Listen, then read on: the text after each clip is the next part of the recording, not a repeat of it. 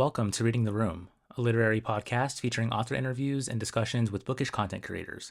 I am your host, Jalen, also known as The Bar and the Bookcase on YouTube. Today I am joined by Tiffany McDaniel, author of On the Savage Side, available now from Knopf. I became interested in Tiffany's work when two of my friends on Instagram, Jess Decker Reads and Torin at Blue Boy Book Club, they both adored her novels and are always raving about them on Instagram, and this includes the booktube darling Betty. And I ended up reading this book back in January and I adored it. And I saw that she had a new book coming out in February, and I read both. I loved them, so I reached out to Tiffany, and I'm so excited to have this chat with her today. It was really illuminating, and she's a really fascinating writer. And whether you're new to her work or you've read Betty and are interested in her new novel, we touch on both novels here and unpack her craft. To speak more on the Savage Side, this novel follows 6 women, mothers, daughters, sisters, gone missing. Inspired by the unsolved murders of the Chillicothe Six, this harrowing novel tells the story of 2 sisters, both of whom could be the next victims. If you would like to support Reading the Room, I have a Patreon. Joining the Patreon gives you access to a bonus monthly episode of the podcast, which are chats with friends about literary discourse or other bookish topics. March's episode, which is a little bit delayed but it's coming very soon, is all about book talk. Also, you can receive access to my book club. I select a book each month, and you can join me near the end of every month on Zoom to discuss it with other Patreon members. If you miss it or you cannot join, the book club recording will be uploaded to my YouTube channel, so you never miss out. In March, we're reading The Shards by Bret Easton Ellis, and that meeting is on April 2nd, 2023. And next month, we're reading Burnham Wood by Eleanor Catton. Reading the Room is an independent podcast, so every member contributes to making this the best literary podcast it can possibly be. Thank you all to have joined so far, and I look forward to meeting more of you at patreon.com/readingtheroom, also linked below in the episode notes. Now let's get into the chat with Tiffany McDaniel. Tiffany, thank you so much for joining me today. Oh, thank you for having me. So I wanted to start with the title, ask you about this distinction that comes up throughout the novel about the savage side versus the beautiful side. I was reading this book of literary criticism last night. I picked it up on a whim, and it was really interesting because the epigraph of this book, it's 13 Ways of Looking at the Novel by Jane Smiley. And the epigraph is from a novel called The Tale of Genji by Murasaki Shikibu, which I have not read myself. But I think this epigraph really eerily speaks to the core theme in this book. And so I'll just read it for you. It's a little bit long, but then that's the last, long quote I have for you. But it essentially is, we are not told of things that happen to specific people exactly as they happened.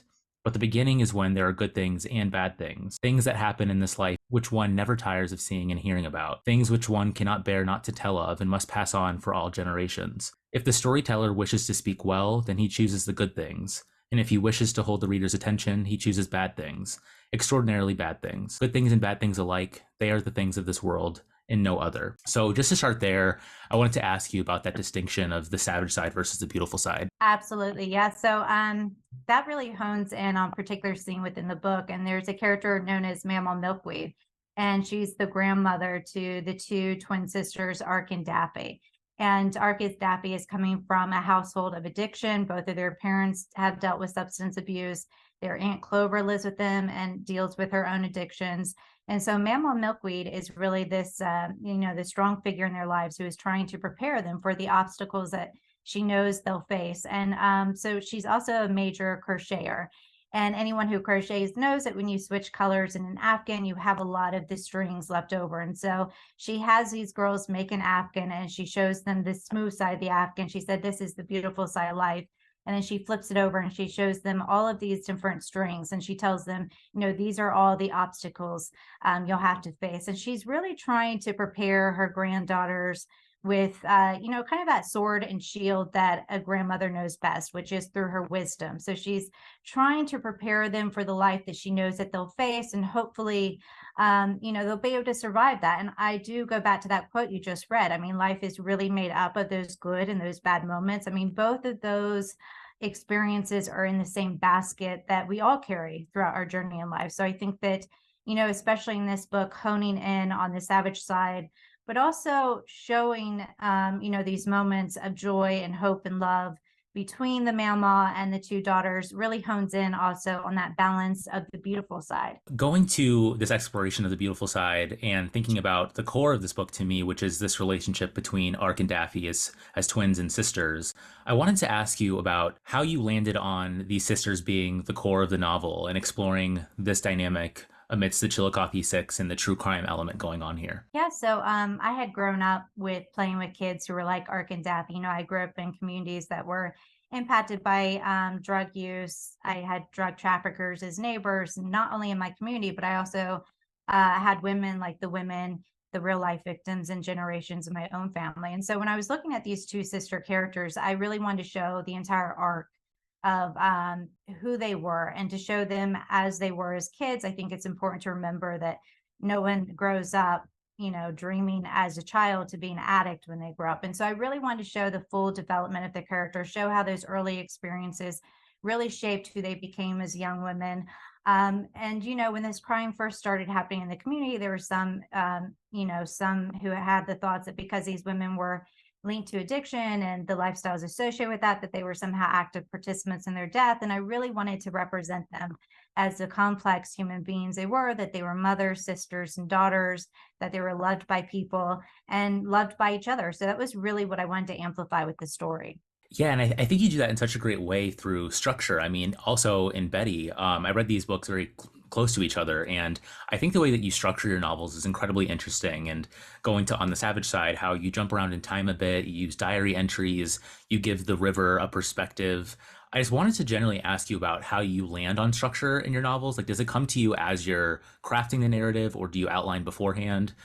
It just works so seamlessly. So I'm wondering how much, work goes into that process. So yeah, I actually don't do any outlining or pre-planning ahead. Now with Betty, that was written after gathering interviews. I'd interviewed the living family members, my mother Betty, Mama Alka, my aunts Freya and Flossie, Uncle Lent. So I was dealing with interviews that I was then taking into that writing process. In the case of On the Savage Side, I knew that I wanted these kind of placers in between the story. And so we had the first part, which is heavy with the perspective of the river. I really wanted that first part to feel as if these were the diary entries of the river, her reaction to having these women float in her water. The second part, is heavy imagery of a keyhole image.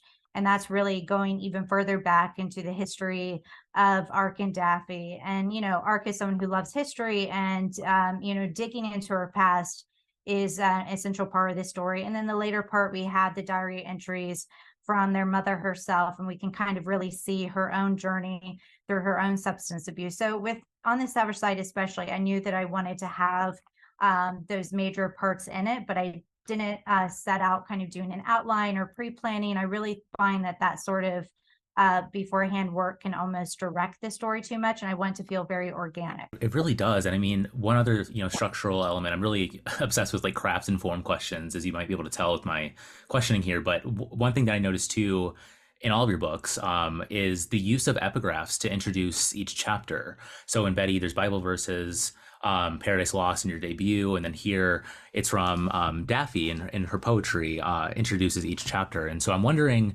how does, the epigraphs of each chapter inform how you craft them? Like, do they come later in the process, or how do you land on those? They do, yeah. So I write the chapter first, and then I go back and I write the beginning of the chapter. I always like to have a chapter title with all of my work. I have over 20 novels written to date, and they all have chapter titles. So that to me is really something that starts the beginning of the journey for the reader for that particular chapter. But I always write the chapter first and then title it after, so that the title isn't directing anything in the chapter. Going deeper into just the novel itself, like your characterization is so well done. And I wanted to ask you about a certain character here, Aunt Clover. After closing this book, I kept thinking about her story here and how you use certain, symbolism in crafting her story to really masterful effect. I mean, she sort of inserts herself as a parental figure for Ark and Daffy as she lives with their mom as well. There's this, image throughout the book of her always watching travel TV shows with the sound off, and how that informs later her guilt about how she's treated Ark and Daffy later in life, and how that all kind of boils to the end of the novel. So I just wanted to ask you about Aunt Clover and how you pick up on certain images to tie to certain characters. Yeah, yeah. And I will say about Aunt Clover. So for those who are familiar with Betty, my Aunt Freya in that book, she was a woman who dealt with addiction in her life. And one of the last conversations I had with my Aunt Freya was actually put into this book. And there's a scene in this book between Aunt Clover and Ark where Aunt Clover is telling Ark that she's always wanted to go see the Mona Lisa, but she knows she never will. That was actually taken from one of the last conversations that I had with my Aunt Freya. And so I was really, hoping to infuse the characters of Addie and Aunt Clover with those elements from my own aunts. There are women who struggled with the same issues that these women, the real life victims and the women in the book, struggle with. And so that was something that I wanted to amplify, to show that, despite their struggles, that there's still a human inside this person who's struggling. And that's not meant to absolve anyone of responsibility or guilt, or kind of say that, anyone who is addicted kind of gets a free pass. It's just to say that this is a story in this capsule, kind of exploring these women in this moment. And when I was looking at Aunt Clover, I really reflected back on my own aunts for that inspiration. Many of the characters here are very, they're morally gray. There's definitely certain actions taken, and it made me think about how you craft, more explicit villains in your stories.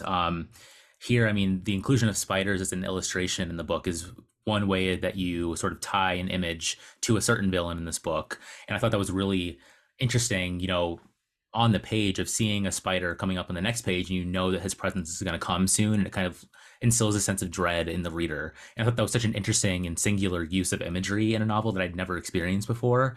And so I guess two-part question here is, using that imagery as tied to a certain character here, and then also just how you think about crafting villains, and if it's hard to write through some of their actions given some of the horrific things that occur at their hands. Yeah, I really wanted, when characters saw that spider image on the page, that they kind of carry the same fear and dread that Ark and Daffy kind of felt when they saw this character who the spiders associate with. And I will say about the images in the book, we have various images of the spider, the keyhole. We had the photograph of the river. That was one that I had actually taken on the overpass, standing where one of the real life victims was last seen alive. I'd taken that photograph of the river from that perspective. And then there's also the portrait of Ark, where we see, it's broken up throughout the book. The first part we'll see her eye, the second part we'll see her eye and nose, and so on and so forth. And so she's building her authentic self back together as his story kind of evolves. And Ark is someone who loves history. We have a scene in the book between Mammal Milkweed, Ark, and Daffy, where Mammal sets up her bedroom to look like this ancient Egyptian tomb for Ark's birthday, and she writes hieroglyphics around the bedroom. And I really wanted these images in the book to really stand in and feel like the hieroglyphics of these women in their lives. So much was attached to these images for them. And that was something that I really wanted to carry over for readers, that when they saw these images, they also felt like they were in this tomb of these women, because these women, of course, are dead. We know from the very early on in the book that Ark is telling this story from the afterlife. And so it's, something I wanted the readers feel is that they're standing here in the tomb and they're seeing these hieroglyphics written on the wall that's kind of telling them the lives of these women. I loved, seeing how you included that. I mean, even with like the autopsy sections, with how you weave in some like lyrical aspects there too. I guess the autopsy sections also kind of tie into the true crime element here and the mystery at the core of this book. And I think you walk in really interesting line in this book in exploring of what it means to write about true crime, particularly in a novel form. And so could I just ask you about the true crime element here and how you thought about writing through that and fictionalizing it in a way that kind of added some, additional nuance to the story there? Yeah, I will say, the characters in the book, 100% fiction. And what I really wanted to inspire from the real life crime was the violence itself. But I really felt like, the voices and the truths of the stories of the real life victims should be told by those who knew them best, their family and friends. And I thought a nonfiction platform would be better to tell that story, because in reality, there was many more victims than the original 6. I focus on the original 6 for the sake of the smaller cast of characters for the book, of course, but in reality, there were many more victims involved in this crime. And something I didn't want to do in writing this story was to kind of get hung up on kind of police procedures and everything that goes into kind of the technique of solving a crime. I really wanted to stay focused on these women, amplify their voices. Something else I didn't want to do was to, amplify the voice of the killer, kind of hone in on his psychology. If you notice, all the women characters, they're clearly named, but the male characters, the predator suspects, are called things like Riverman or Highwayman or Spider. We had the various names for the Johns. So it was my way to show that even in real life, the killer had tried to strip these women of their names, that in the end, it was really the women's names who have remained, while the predators' names have been stripped or removed from them. Yeah, that's an interesting detail. When I was preparing for this, I realized I was trying to go back when I was writing down the villain question. I was like, what, did she actually name them? And I realized that you hadn't. So that's an interesting detail. The way you write dialogue is so singular. And what I think is interesting about it is how, in the way that characters speak to each other, there's often like kind of mini narratives or stories that are told in the way that they speak to each other. And I'm wondering how you landed on that as a stylistic choice in your fiction. I do, yeah. I think because everything that's happening in background is so gritty and raw, and I tend to write about heavy subject matter. In Betty, we're talking about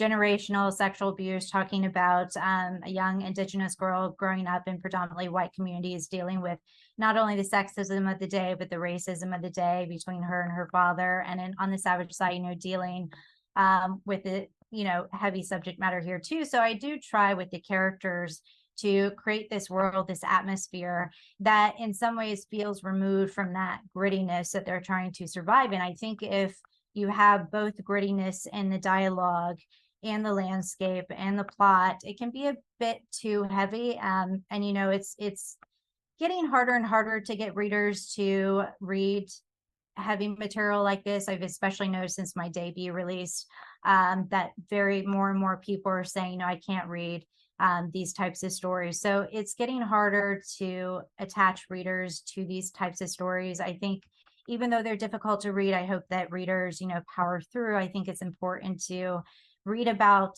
these experiences that individuals have to understand, this isn't like a shirt that they can just slip off in their own life. This is what they have to experience every day. And I think it's important to educate ourselves on what's going on throughout, not just our local community, but throughout the global community. And that's what I hope these stories do, that it amplifies those voices of individuals who are struggling. And, this book really amplifying the voices of women who, aren't here really to say these things for themselves. These books do contain many, heavy elements to them. And I know you mentioned that you've written, I think you said over 20 novels. And one question that I asked Otessa Moshfegh in a recent interview was just about what she is still, afraid to potentially write. And I mean, I wanted to ask you this question because you write from your family, you write from real experiences, and you look, trauma like right in the eye. And I'm just wondering, as a novelist, what you're still potentially afraid of writing, if anything, or what you find challenging about writing after having written so many novels yourself. That's a good question. I mean, I think having written so many stories by this time that there's not a topic that I thought, oh, I'm not going to write about this. I've just kind of written about the stories that have come to me that kind of felt meaningful and important at that moment. But yeah, I mean, there's not any topic to date that I would kind of shy away from. And I think, yeah, I mean, I think it helps.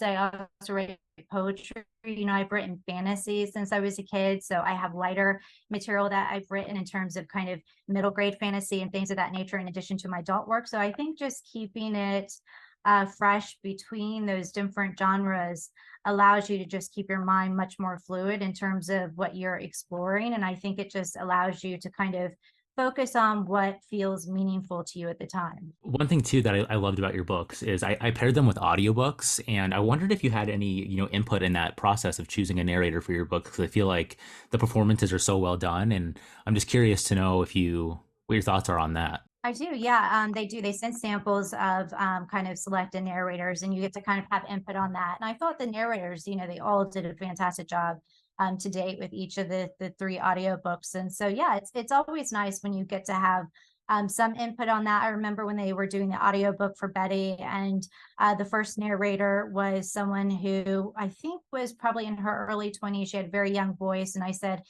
Betty should be narrated by someone with a more mature voice. And so it was just, finding those nuances within a narrator who has had life lived, because Betty is really told from the perspective of a mature woman looking back on her life. And so you get to give little notes like that with each of the audiobook narrators. And I thought each of them did fantastic. I've been really getting into like listening to audiobooks while I read a book. And it was just such a great way of listening to these stories. Another question about, your catalog of work that you have. How do you land on what to, send to your publisher next? Or how does that like actual publishing process look for you with having so much material already written? Yeah, I think after Betty and it being, I was writing about my aunts in that book, and then I was, writing out characters of Aunt Clover and Addie and on the Savage side that had inspiration from the aunts. And I knew that I really wanted to follow Betty up with on the Savage side. And so I'll look at stories like that. Do they feel connected? Is there a common thread? And that's really, what directs that choice moving forward. I will say with things like my fantasy, that will be coming out in 2024, and that doesn't have a thread to my adult work. But it's kind of its own standing work. And so I look at things like that too, when it comes time to flipping into the different genres. But when I'm working in the same genre and I'm looking at the next book, I really try to find that next thread that I think readers are really going to enjoy. I'm so excited to read that as well. I don't read a lot of fantasy, but I mean, I would love to, check that out. It sounds really, really promising. In terms of like right now, as of today, I mean, what are your writerly inclinations drawing you to at the moment? Yeah, so when I work on a project, I tend to work on about 3 projects at a time. So I'm currently working on 3 new adult projects at the time. And then I'm going to kind of compare those to the work I have today, because I would like to actually get 3 more adult books on contract to just go ahead and have the next 3 on this schedule. And so I'm working on 3 new ones. I really don't say much about the new work when I'm working on it until it's kind of done. But yeah, exciting 3 new works, and I'll just compare that with the works already done and see which feels right after on the Savage side. Being, I guess, an author today and just the sort of requirement, I guess, of press and talking about your work publicly. I mean, you do a great job at it, but I'm wondering how you feel about it personally of having the novel, speak for itself, but then also coming on a podcast such as this. I mean, I greatly appreciate you coming on, and I just wanted to ask your thoughts about how you feel about it, especially when it's, tied to such personal subject matter. Yeah, it is. I mean, it's a fine line, I think, just talking about a book and then reflecting on your own personal story, and that, like I said, I'd grown up with kids like Ark and Daffy, and and I was researching this book. I saw the photo of one of the victims and realized I'd actually gone to school with her. And so I think most of my work to date has had that personal element. And so when you're talking about it on platforms and stuff, it's about just kind of preserving a certain amount for yourself, but also giving readers the benefit of being able to hear the readers speak. And I've always been a writer where I don't love the platform or kind of be on the stage myself. I love for the work to kind of be on the stage and speak for itself. I think the work is much more interesting than I will ever be. And so, yeah, I mean, I just really like for the work to be amplified. And I've never been someone who likes, to be kind of out there, to be sort of on the stage. I really like to be receding in the background of the books, but also, writing books with personal story. I mean, I got to share Betty with my mother, Betty. We did an event together for that book. And so, I mean, that's also a highlight of doing family stories like that. And so, yeah, I mean, it's been a real joy I've always wanted to be a writer since I was a kid. And so it's just such a joy to kind of be at this moment in my life and to know that, I finally got published and the dream finally came true. And so, I feel very lucky for that. There's such a strong, fandom that I've seen on, I myself am on Bookstagram, on BookTube, and there's such a strong reaction that people have to your work. And I'm so glad that I, picked it up and am now part of that conversation. I've been having some really, I spoke to you about this before we started recording, but some really great conversations with friends about your work. And it's just been so nice to have that community to talk about it. So, I mean, I just wanted to thank you for, sharing this work. And I think it's just so great. So I feel really honored to be able to talk to you today as well. Oh my goodness, you're very kind. Yeah, and I have to say, my work from the beginning when it released in 2016, I wouldn't have gotten any readers if it wasn't for people like you, bloggers, reviewers, people on Bookstagram. They were really the ones who took a book that was released very softly. Not a lot of people knew about it. And have kind of, been talking about my work to date. And it's really through those channels and people like you that my work is even being published, because of course, if you don't have the readers, you don't have the contract. And so I'm very much aware of the readers having made my career. And so I've kept in touch with so many of the first reviewers and bloggers since 2014, 2015, when I first started reaching out for reviews. I do a lot of heavy marketing with outreach, and we've kept in touch. And it's a wonderful community. I mean, it's a really beautiful community, especially in this day and age where we have it heavy with technology. It's really wonderful to know that books and words on paper still really matter to people. Absolutely. Yeah. I mean, my mind was blown. I joined Bookstagram back in 2019, and I didn't even realize at the time that there was such a strong, connectedness or online presence about books. And it was just such an awesome experience. And it's been increasingly rewarding. And so it's just really cool to hear from an author's perspective how that factored into that as well. Before I ask you about reading and just for some book recommendations, one other question I wanted to ask you about your work is just about the setting of Ohio in your novels and what work setting is doing in your narratives. I was born and raised in Ohio. I grew up in both South Central and Southern Ohio, and the foothills of the Appalachians is where most of my work takes place, which is Southern Ohio. And, from a child, Southern Ohio was always full of myth and legend for me. My mother raised me in the Cherokee culture, me and my sisters. And so I was raised on indigenous myth passed down through her from her father, Landon. And so coupling that with the landscape and the wildlife and the woods, and I've always been fortunate to be raised so close to nature that landscape really just kind of rooted inside me. And it is in the majority of the novels that I have written to date. Ohio is kind of the focal point, and especially Breathed, Ohio, for those familiar with the first book, and Betty takes place in Breathed. And so Ohio definitely has its roots in me. And I think because, I came from that family of storytellers, and it just kind of married so well with the landscape that was around me, where, I'd go out into the woods and I could just, imagine walking with dinosaurs when I saw a maple leaf on the ground. So it was a perfect marriage of imagination and landscape, and it certainly carried through for me. Tying that to how your novels play with realism and then some certain magical elements as well. I mean, I'd love to hear your thoughts on realism generally in fiction and how you use storytelling to, I don't know, further explore these very real, subjects such as the true crime that occurs in this book, addiction. I mean, I'm wondering how you think about that as a writer, kind of walking the line between the real and the magical, I guess. Yeah, I think because I was raised on myths and legends, and that was really the types of stories and books I gravitated to, which, myths and legends, they really take history from early civilizations, and it's really their history of how they describe the world around them when they didn't necessarily have science to describe it. So when they saw a comet or something shooting across the sky, to them it was a god in a chariot. And so it's about taking that real thing that happens and just amplifying it through story. And it's kind of like, if you see, I don't know, if you see like a knife on the ground and it's got blood on it, and if you just stick to the real facts of that and you write a story, say there's this knife on the ground and here's the blood, that's fine. But I really like to take the story a step further and say, oh, here's a knife on the ground and here's the voice of the blood herself. And so kind of channeling voice into even objects, that's not ordinarily represented, like I do with On the Savage Side and the voice of the river. And so for me, I'm always looking at a way to take it one step further, so that way the realities of the violence that I'm talking about and the realities of the heavy subject matter isn't so difficult for the reader to survive. There's still, kind of a helping hand, kind of pulling them along the way to the end of the story to say, oh, okay, I get this. I found that balance within the story, the light and the dark.